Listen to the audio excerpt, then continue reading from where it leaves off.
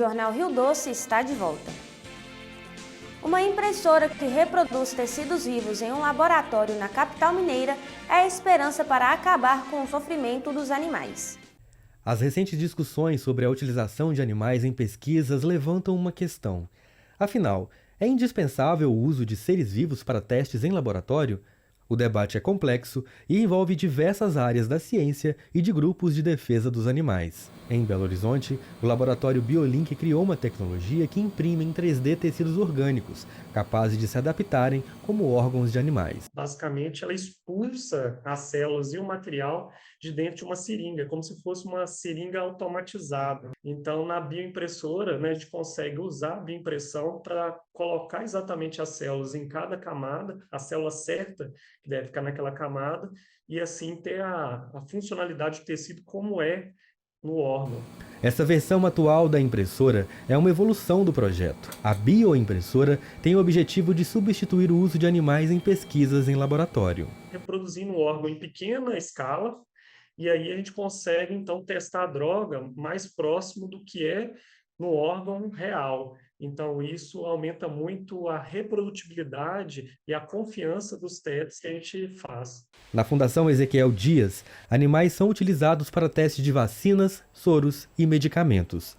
A FUNED tem uma comissão de ética no uso de animais, que busca seguir todas as recomendações de entidades do setor. A comissão de ética da FUNED ela é formada atualmente por 17 pesquisadores. Eles se reúnem mensalmente ou sempre que necessário, às vezes até 2, 3 vezes ao mês, para avaliar aos pares os diferentes projetos de pesquisas que são submetidos para apreciação. Dentre esses membros, nós temos um representante da Sociedade Protetora de Animais que participa ativamente na avaliação desses projetos, buscando manter sempre a ética na pesquisa animal em proteção do bem-estar daqueles animais. A Fundação também tem trabalhado em pesquisas que buscam alternativas ao uso de animais em suas pesquisas. A pesquisa em animal ela está crescendo no sentido de minimizar o uso.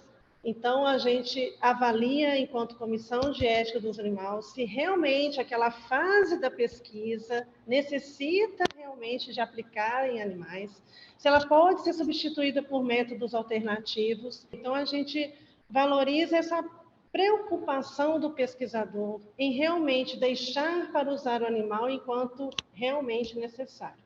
Enquanto os debates evoluem, a ciência segue avançando em busca de soluções que sejam sustentáveis, seguras e eficazes. O investimento em pesquisa é a principal ferramenta para alcançar esses requisitos. A utilização de animais para muitos experimentos ainda é importante, porém eu acho que se a gente tem tecnologias para substituir, a gente deve usar as tecnologias para substituir o máximo possível.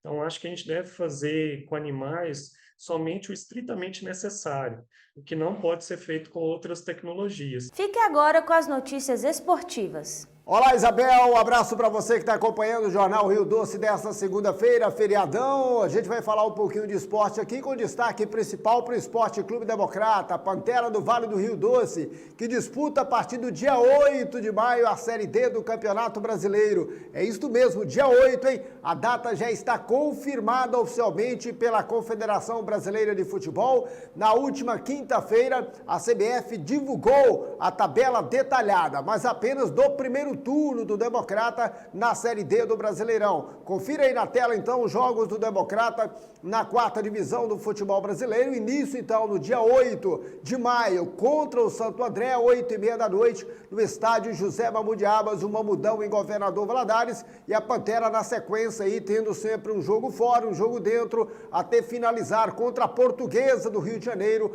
em Governador Valadares, no Mamudão. A tabela do segundo turno ainda vai ser detalhada pela Confederação Brasileira de Futebol. Enquanto isso, o Democrata continua o seu trabalho de preparação. O técnico Paulo César Chardong já recebendo praticamente todo o elenco para a disputa da Série D, com os últimos jogadores que chegaram depois de disputarem estaduais pelo país. O último foi Júnior Batista, atacante de área, mas também jogador de muita força, de velocidade, segundo o treinador do Esporte Clube Democrata, da nossa Pantera, do Vale do Rio Doce. Então, o Democrata não tem mais jogo preparatório, não tem amistoso antes desta estreia, pelo menos foi o que disse o técnico Chardong, devido às dificuldades para encontrar adversários na região. Enquanto isso, no futebol mineiro, a semana será de Atlético e América jogando pelas competições continentais.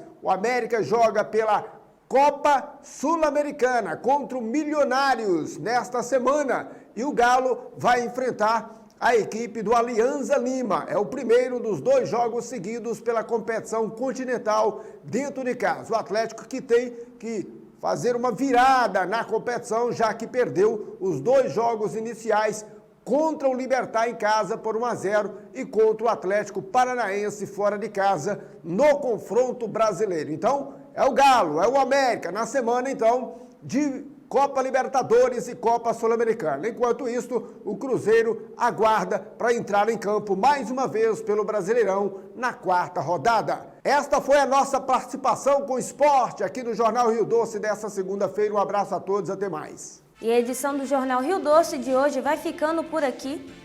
Uma boa noite para você e até amanhã.